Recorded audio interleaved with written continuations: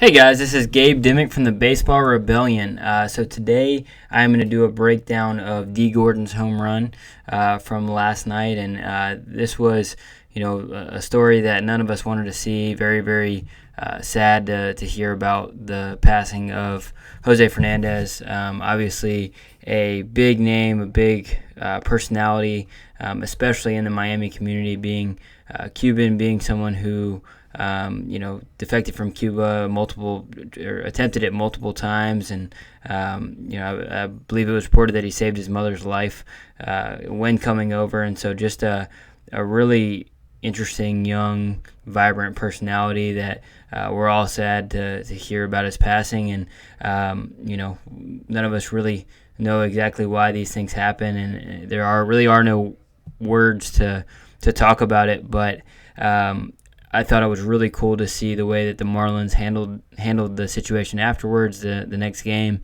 There were some really special things that happened as far as Dee Gordon. It was reported that him and Jose Fernandez were really, really close. When he was told at the field that Fernandez had passed away, he just broke down. And so for him to be the leadoff batter that next night, and you can see on the screen, I've got him loaded up here. He goes up and just kind of mimics Jose, as he's got he's going up right-handed. Dee Gordon being a left-handed hitter, they're all wearing his jersey. He kind of obviously studied what he did at the plate here, and he's gonna they're gonna switch views in a second. You're gonna see that first pitch where Dee Gordon goes in, and he goes in as a right-handed hitter, and goes through Fernandez's swing, how he swung at the plate. Pretty good.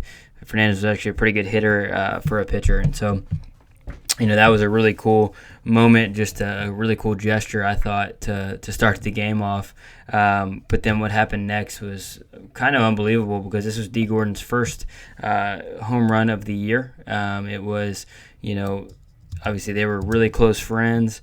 He said he'd never hit a ball that far, even in BP. So just the fact that he was able to hit this ball out was incredible, and something that I think baseball fans all over the world were happy to see. I think Bartolo Colón was happy to see that this happened, and just the way that we're going to go ahead and go through it. We'll talk a little bit about the swing in just a second, but this breakdown isn't really about technical things in hitting. This is just to talk about Fernandez as a person, as a player, and just a really cool moment that happened afterward, and the baseball community and the Marlins coming together as a group, and being a team, and really being a really good example of what a team is, and how they bonded together. But he absolutely crushes this ball, and I think he hit it 37 degrees. Launch angle was 37 degrees. He smashed it, and he hit it 99 miles an hour. So that's really, really fast for hitting something that high.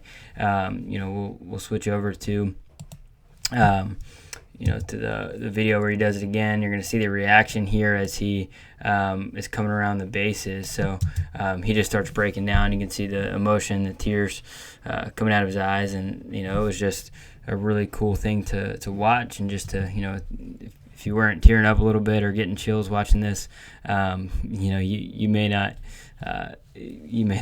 be alive. So this is a crazy cool thing the day after, or I guess 2 days after Jose's death, and just the team embracing Dee Gordon and supporting him, being one of his closest friends, and on the mound after, putting their hats on the mound. I thought that was really cool as well. So we can talk about the swing just briefly back here at the beginning, but unbelievable reaction, and we will all miss watching Jose on the mound. I mean, he was dominant. He was unbelievable personality, competitor.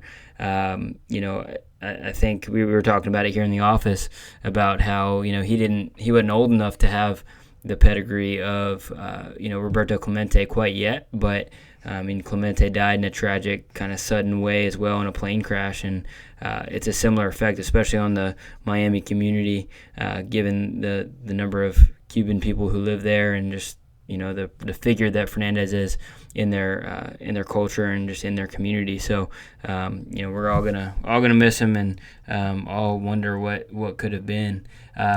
So let's talk about the swing briefly.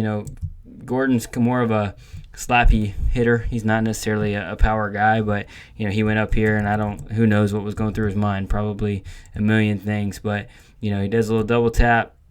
Bartolo Colón lays this one in there pretty nice for him.